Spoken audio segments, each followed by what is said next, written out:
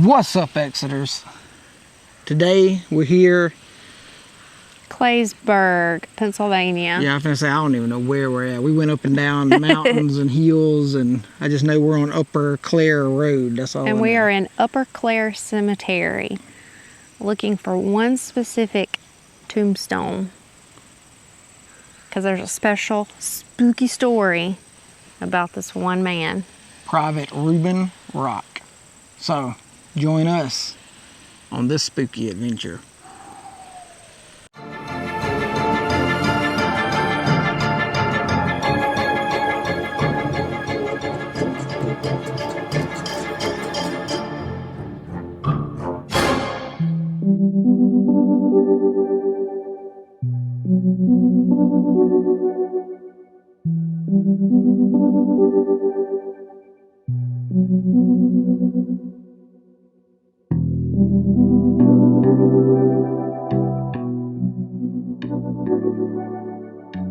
All right, so Josh found it. Mr. Pvt Rock.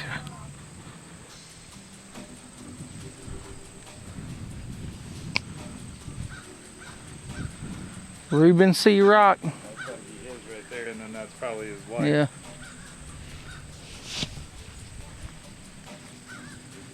Yeah, same.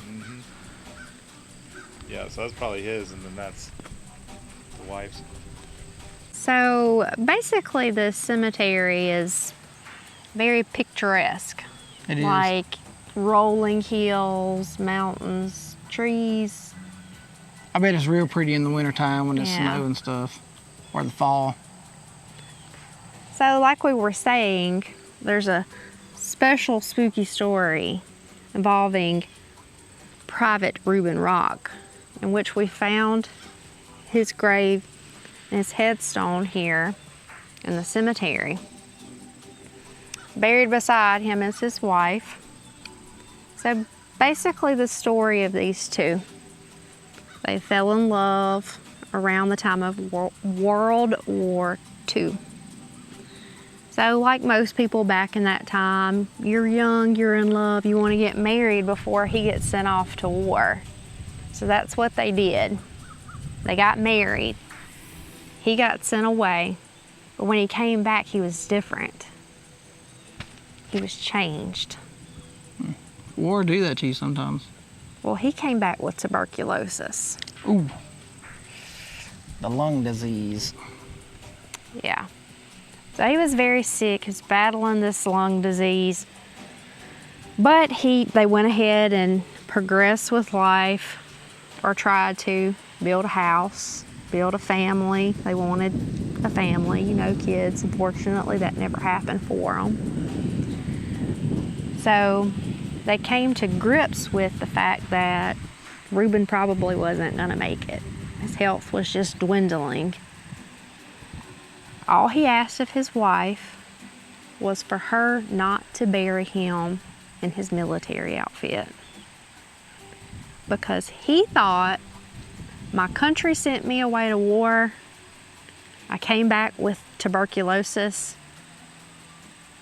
They're to blame, so to speak. He didn't want it. I could see somebody being like that. I'd probably be like that myself.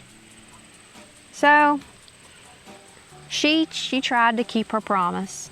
She did. She had the intentions of keeping this promise. However, we know burial costs are not cheap. So the bills kept stacking up. Somebody eventually agreed to pay for the funeral, but he would have to be buried in his uniform, and it would be a military funeral. She agreed. Reuben was laid to rest with his uniform on. After she promised him she wouldn't do it. So if you look at the two headstones, you notice the difference in the grass? Isn't that kind of weird? Yeah, this side over here that's got his military thing, it's like right down through here is a deep dark green that is growing taller and thicker than over here to this side. And definitely better growing than where she's buried. Where she's buried, you can see it's really thin, balding, not very green. And then just over here where he's at, tall, luscious green grass. After he died, is her name Rosalia? Rosella, I guess. Rosella. She began wasting away. She wasn't eating, wasn't sleeping. The family was very concerned for her. So she just sat in this unfinished house that they had started building together. So they come up with, the husband put a curse on her. I mean, he didn't want to be buried in his uniform. She promised that she wouldn't, and then turned around and did it anyway. So they come up with the idea that they needed this picture, that this picture was the cause. If they took care of this picture, it would break the curse. So they prayed over the picture in this frame. They burned the frame. They were like, okay, curse is broken. It wasn't. Rosalie continued to waste away, not eating, not sleeping. And they came up with this idea because when the family went to visit her at this unfinished house, they found all these voodoo books. And because when he got sent away to war, he got really into witchcraft. Okay, so once they prayed over the photo, buried the frame, they thought the curse was broken because she was able to go back home and she started eating and sleeping again. So they were like, cool, the curse is broke. But it wasn't. So at home, she began hearing somebody knocking on the door of the house, hearing footsteps on the second floor, when she was definitely alone in the house. And somebody would knock and pound on the ceiling. And one night in particular, she saw Reuben's face looking in the window, and she knew that it was him that had returned from the dead to haunt her. Yeah, because he didn't want to be buried in a military uniform, and she did it anyway after she made him a promise. She basically brought it upon herself. So the family, of course, started can't you say that word? Worrying? Yes. They woo. for her mental state, because, she was going through all of this.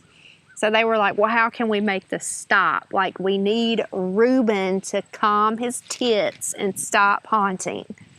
Nah, you done pissed Reuben off. He ain't stopping that. You know when he stopped? March 31st, 1998. That's when he stopped. So one of them remembered that there was a religious track in Reuben's metal box, along with his papers and books on witchcraft.